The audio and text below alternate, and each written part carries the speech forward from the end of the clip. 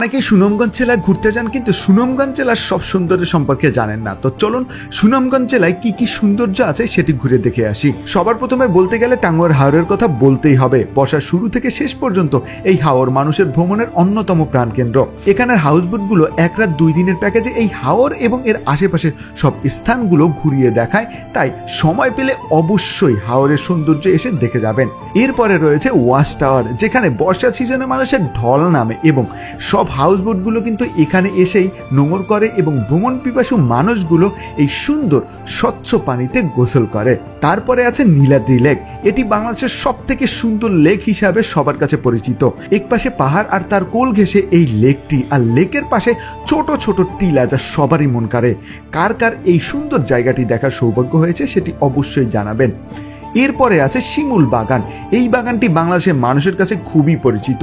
সারি সারি শিমুল গাছ দিয়ে বাগানটি খুব সুন্দর করে সাজানো হয়েছে। বাগানের এক পাশে রয়েছে জাদুকাটা নদী আর ভারতের বড় বড় পাহাড়গুলো। আসলে এই পাহাড় নদী বাগান দেখলে আপনার মন এমনিই ভালো হয়ে যাবে। তারপর রয়েছে বারেকের টিলা বা বারিক্কা টিলা। আসলে এখানে পরিবেশটা অনেক সুন্দর এবং এখানে আসলে আপনি বাংলাদেশ এবং ভারতের মধ্যে পিলার দেখতে পারবেন এবং টিলা থেকে নদী আর পাহাড়ের খুবই সুন্দর দৃশ্য দেখতে পারবেন। এরপর রয়েছে এখানের মিনি সুইজারল্যান্ড। আসলে এখানে দাঁড়ালে অনেকটাই সুইজারল্যান্ডের মতো লাগে। আসলে মেঘালয়ের বড় বড় পাহাড়ের সাথে এই সবুজ মাঠ দেখতে আসলেই আপনার কাছে বেশ ভালো লাগবে, আর জায়গাটাকে কিন্তু মিনি সুইজারল্যান্ডের মতোই লাগবে। আর এখান থেকে আরেকটু সামনেই পেয়ে যাবেন রাজাইর ঝর্ণা। ঝর্ণাটি ছোট কিন্তু অনেক সুন্দর। অনেকে এই ঝর্ণা সম্পর্কে জানে না, কিন্তু আপনি যদি আসেন তাহলে অবশ্যই এই ঝর্ণা দেখে যাবেন। এরপরে এখানে পেয়ে যাবেন লাকমা ঝরা। আসলে এই ঝরাটি অনেক বেশি সুন্দর। মেঘালয়ের 2 পাহাড়ের বুক চিরে শীতল পানির স্রোতধারায় আপনার মনে প্রশান্তি দিবে। আর আমি গ্যারান্টি দিয়ে বলতে পারি, আপনি যদি এখানে আসেন আপনার অনেক ভালো লাগবে। আর অনেকে এখানে কিন্তু গোসলও করে এবং বন্ধু বান্ধব নিয়ে প্রচুর পরিমাণ মজা করে।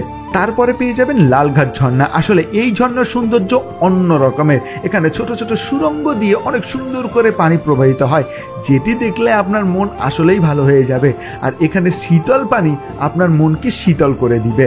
এরপরে সুনামগঞ্জে পেয়ে যাবেন মাল্টিপারপাস নামে একটি স্থান, যেখানে আসলে সুন্দর পরিবেশ সহ পেয়ে যাবেন অনেক বিনোদনের সুযোগ সুবিধা।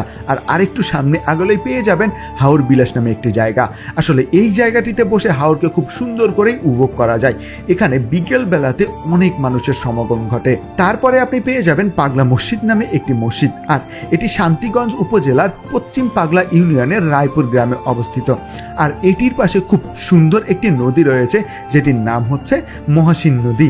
ইয়াসিন মির্জা নামে এক ব্যক্তি এই সুন্দর মসজিদটি প্রতিষ্ঠিত করেন। আর শহরেই পেয়ে যাবেন আব্দুল জহুর সেতু। এটি সুনামগঞ্জের খুবই বিখ্যাত একটি সেতু, আর এই সেতুটি সুনামগঞ্জের সুরমা নদীর উপরে অবস্থিত। আসলে শহরের মানুষেরা একটু মুক্ত বাতাস পেতে বিকেল বেলাতে এই জায়গায় ঘুরতে আসে। এই ছিল সুনামগঞ্জ জেলার ভিডিও। আশা করি ভিডিওটি অনেক ভালো লেগেছে। সো আজকের মতো এ পর্যন্তই। দেখা হবে অন্য জেলার ভিডিও নিয়ে। আল্লাহ হাফেজ।